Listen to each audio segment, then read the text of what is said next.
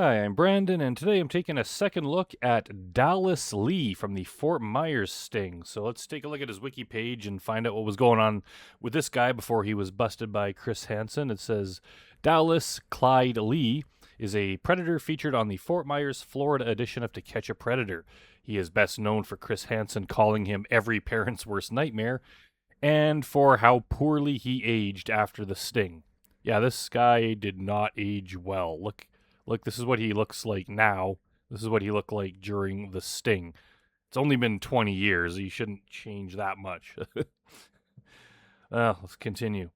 Lee, a 40-year-old married man with children, started having a chat with a decoy who was pretending to be an underage boy on a website made to support homosexuals. He lied to the decoy about his age, claiming to be 20. Within minutes of talking, Lee asked the boy multiple graphic questions and told him what he wanted to do to him and asked about his history, and then he asked the decoy to switch to the AOL chat room. Lee grooms the boy so that he could be a father figure since the decoy did not have a father. And that is horrible. Like, first of all, he's just lying, pretending to be younger, and then he's pretending to be a father figure, and they met on a website that's supposed to help support people like this that are maybe going through hard times. And instead of offering to help in any way, he just wants to abuse him. What a scumbag. After 2 hours of chatting, Lee drives to the sting house. So let's head over there and find out what happens when he shows up. Here comes another man who's seen our previous broadcast. He's in the laundry room. He's in the kitchen, coming towards the living room. His name is Dallas Lee. He's been chatting online in an AOL gay chat room with a boy. And again, just the way that this guy was looking there, I'll just back this up for a sec. 18-year-old. And coming towards the living room. His name. Whenever they walk in, you know damn right well that they know they're doing something wrong. They're always, we see it mostly in the Riverside sting where the guys pull back the red curtain and poke their head in looking around like all suspicious like. Just the way this guy's walking in, it's like his head is leaning in more than his body. Like they're peering around the corner. I don't think that's a normal way. If you were just going to meet someone, I think you would just kind of walk in normally and look for them. You wouldn't walk in and be just like peering around. It just, maybe I'm making too much of it, but it just doesn't seem like the actions of an innocent person. It looks like he's just acting very suspiciously. Name is Dallas Lee. He's been chatting online in an AOL gay chat room with a boy posing as a 14-year-old. It takes him less than 7 minutes to ask the boy if he wants oral sex. The decoy says, okay, cool. And a few hours. Yeah, and just the fact that it took him mere minutes to turn this conversation sexual, and then he tries to pretend that he's some sort of, or he's trying to be a positive influence in the boy's life. It always makes me even more angry when these guys try to pretend they're doing good. Like, they try to deny that they're doing anything bad, but they're also heroic. They're coming here to help the person. Hours later, he's walking into our living room. Yeah. I'm finishing it right. Hang on. And just look at the way his head is. His head is tilted down. He's just like this. He's like in attack mode or something. Up till for a second, okay? Yeah. So you're pumped too, huh? Yeah. So what were you so pumped for? No, not too much. Did you have a seat right on the Not a whole lot. stool there? It's not a stool. It's a chair. What you doing here? He invited me over. Who is he? Tony. Tony. Yeah. And how old is Tony? 4. What was your plan here with this 14-year-old boy? I mean, we talked about sex and stuff like that. Yeah. We noticed. And You then sure did. Yeah. I mean, I'm not gonna lie to you. I got 2 kids of my own. He's like, I'm not going to lie to you. Meanwhile, he lied about being 20 when he's actually 40. We can hang out and stuff. And how old are you? Your kids could maybe hang out depending on how old your kids are. Oh, I guess, yeah. If he's 40, you could easily have teenage kids. So yeah, your kids could be hanging out with this person because they'd be appropriate age, very close in age. You should not be hanging out with them, even if your intent was not what it clearly is. There's no reason for grown men to be hanging around with teenagers, especially after a chat like this, when the parents don't know about them and they're home alone. That is just weird. These guys have been saying that for like decades now, ever since these kind of stings started. They try to act like it's just normal. I just came here to hang out. We were just going to watch a movie. We were just going to watch a football game. That is not normal. That is so weird. No one would ever, even if nothing happened, anyone that found out about that would be creeped out. The parents found out, they'd be calling the cops. There was a strange man that was over at our house alone with our kid. No one's going to be like, oh, they were just hanging out. That's normal. It's just normal for a 40-year-old man just to be friends with a 14-year-old boy that he met that day online. That is not normal. These guys are so stupid.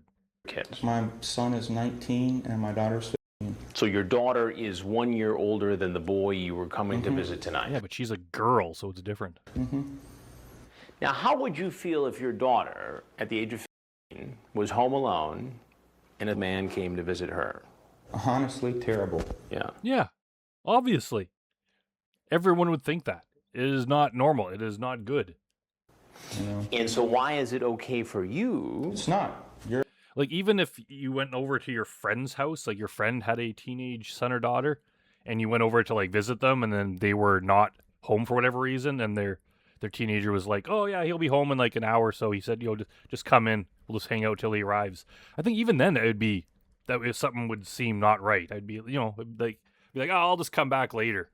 So if you knew them like really well, or if they're family or something, but if it was someone you just knew casually, you would just know that, like, a grown man being alone with a teenager at home alone, like, people are going to think badly on that. People get hurt doing that kind of stuff. Like, people get, the victims, the young people get hurt. It happens all the time in the news.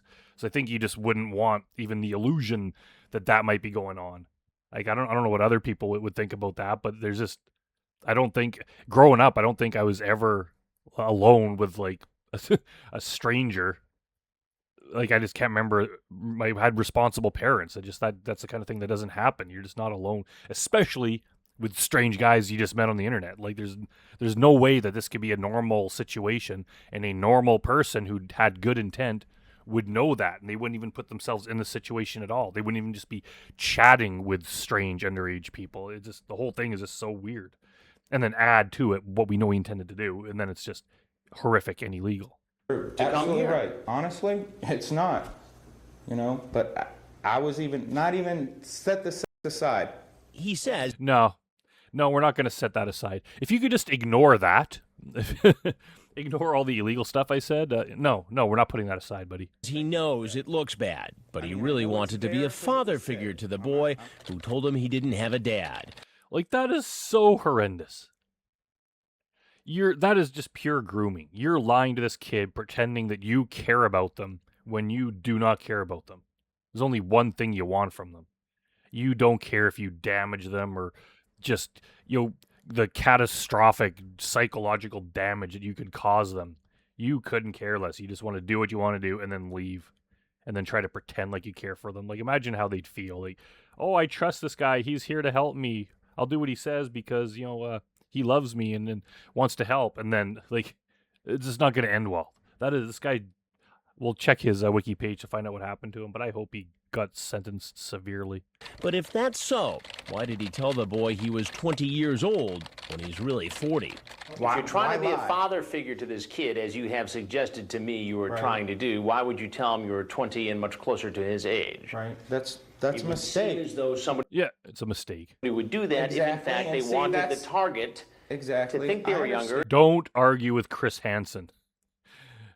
That's the thing about this power dynamic here is you're sitting down and you're the predator who's doing something horrible. Chris Hansen is standing over you, and he's the one who knows everything you did. You don't get to argue with him and try to defend yourself. and be comfortable to have. I understand. I understand what you're coming from. He also understands something else. As you sit here today, based on this chat, based Screwing upon up. your arrival here, you are every parent's worst nightmare. Exactly. I understand what you're saying. You're right. I guarantee it's never going to happen again. Right. Here's another man, Dallas Lee, who saw one of our broadcasts.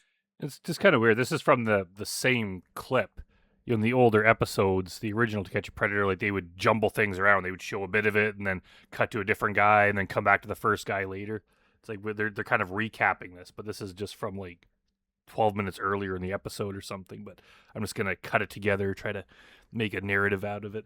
The newer Takedown episodes, I cover them on my Patreon channel. If anyone wants to go over there and watch those and help support me, but they're not as good overall as the original Catch a Predators. But one thing I do like is that it's in order. They don't Well, I guess they have the little teaser at the beginning, but they don't like jump around and show part of the interview and then jump back and show the guy showing up. They just put it in order, which I prefer, but that's just my personal taste. And still showed up. He came to meet a boy posing as a 14-year-old. How old is Tony?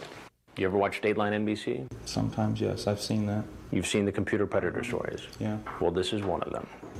Lovely. Not lovely. Definitely not lovely. And there's more bad news for him when he gets outside. An officer wearing a This looks like Bigfoot lurking in the bushes, just ready to pounce. type of camouflage to hide in the bushes jumps out and arrests him. Police officer, on the ground! On the ground! I wonder if that guy was just, he's been so excited for so long to use that ghillie suit, and he's like, come on, Sarge, please. Could I wear it this time? And they're like, fine, okay. It's totally useless. We don't need it, but sure, you could wear it. As soon as the All right, let's head back over to the wiki page and find out what happened to Dallas Lee after this. Lee was found guilty. He tried fighting the charges, but eventually pled guilty, and he was sentenced to 9 months in jail, 3 years of probation, and lifetime registration. He later moved to Ohio, where he is listed as a predator and has to update his status with law enforcement every 90 days for the rest of his life. So yeah, he didn't get much jail time, but the being on the offender list would still make your life difficult. You know, would definitely remind you of what he did back then. 2024 update. According to Chris in his Predators I've Caught podcast, Lee splits his time between living in Ohio and Florida, and he has not reoffended that we know of. What is it with all these guys going to Florida? Seems like every predator goes to Florida. Lee had his red convertible 1992 Chrysler impounded by the police during his interrogation. Chris also explained that Lee had a website for teen advice at the time of the sting, which Chris believed he used to groom children. Yeah, absolutely. Who is this guy to be giving teens advice? The hell? Obviously, he just used it to find more victims. And I guess now we just trust that he's not reoffended. Doesn't mean he hasn't tried. It doesn't mean he won't. It just means he either hasn't had the opportunity yet or he hasn't been caught yet.